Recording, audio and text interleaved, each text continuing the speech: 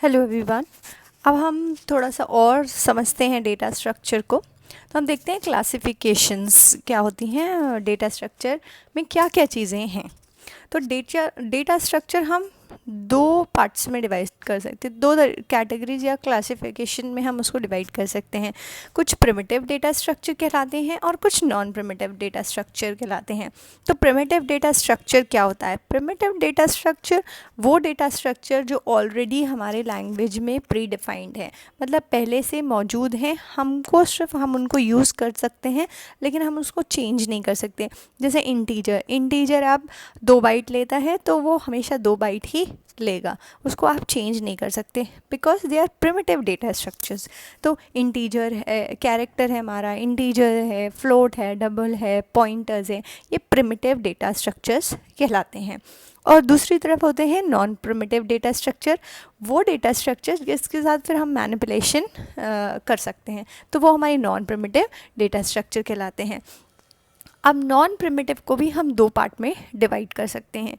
कुछ linear data structure होते हैं, non primitive linear data structure and non primitive non linear data structure. Linear मतलब वो data structure जो एक पर्टिकुलर फैशन में ही काम करते हैं, जैसे string, array, stack, Q, link list. Stack, Q, link list ये शायद आपने पहले नहीं पढ़ा होगा, लेकिन अगर आपने सी या C++ पढ़ा है तो आपको एरे और स्ट्रिंग का आइडिया होगा। जैसे एरे होता है तो एरे भी एक लीनियर डेटा स्ट्रक्चर है। किस तरीके से लीनियर डेटा स्ट्रक्चर है? क्योंकि ये कॉन्टिग्यूअस मेमोरी लेता है, सिमिलर टाइप के एलिमेंट हम स्टोर करते हैं, तो हमें एक लीनियर स्ट्रक्चर फॉलो करना होता है। एक लीनियर स्ट्रक्चर फॉलो करना होता है कि फर्स्ट एलिमेंट इंडेक्स 0 होगा, सेकेंड एलिमेंट इंडेक्स 1 होगा, थर्ड इंडेक्स 2 होगा। और अगर आपने इंटीजर लिया है A5 अगर आपने लिया है तो आप इसमें क्या कर सकते हैं? आप इसमें 5 इंटीजर्स स्टोर कर सकते हैं। और ये किस तरीके से आप इसको एक्सेस कर सकते हैं? लीनियरली एक्सेस कर सकते हैं। वैसे ही स्ट्रिंग भी होता है और वैसे ही स्टैक, क्यू और लिंक लिस्ट हम आगे के लेक्चर्स में देखेंगे। तो ये सारे डेटा स्ट्रक्चर नॉन प्रिमिटिव तो हैं लेकिन वो लीनियर फैशन में काम करते हैं। और दूसरी तरफ हमारे पास कुछ नॉन लीनियर डेटा स्ट्रक्चर होते हैं, जैसे कि ट्री और ग्राफ। अब नॉन लीनियर क्या होता है? जो एक पर्टिकुलर फैशन में काम नहीं करता है। जैसे अब यहाँ पे आप ट्री होता है, आगे के लेक्चर्स में ट्री और ग्राफ पे हम काफ़ी बातें करेंगे।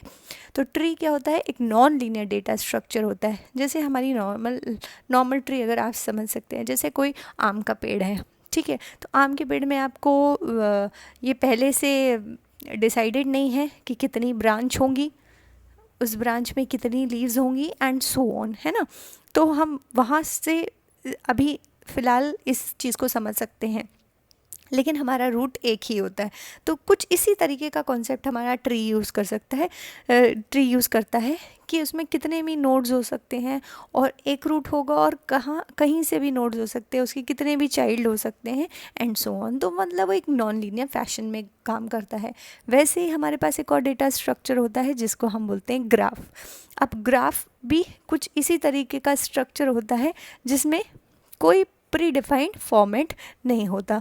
ग्राफ किसी भी तरीके का ग्राफ हो सकता है, यहाँ पे एक नोड हो सकता है, इस तरीके का ग्राफ हो सकता है। तो एक प्रॉपर लीनियर स्ट्रक्चर इसका डिफाइन नहीं होता है, इसलिए इसको नॉन लीनियर डेटा स्ट्रक्चर कहा जाता है।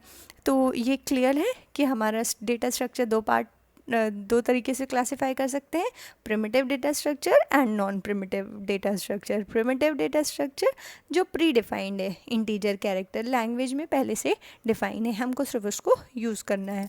नॉन प्रिमिटिव लीनियर टाइप के होते हैं, नॉन लीनियर।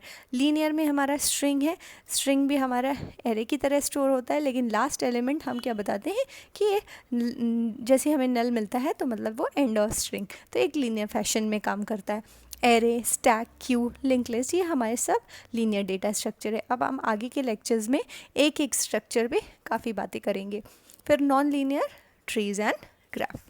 Thank you.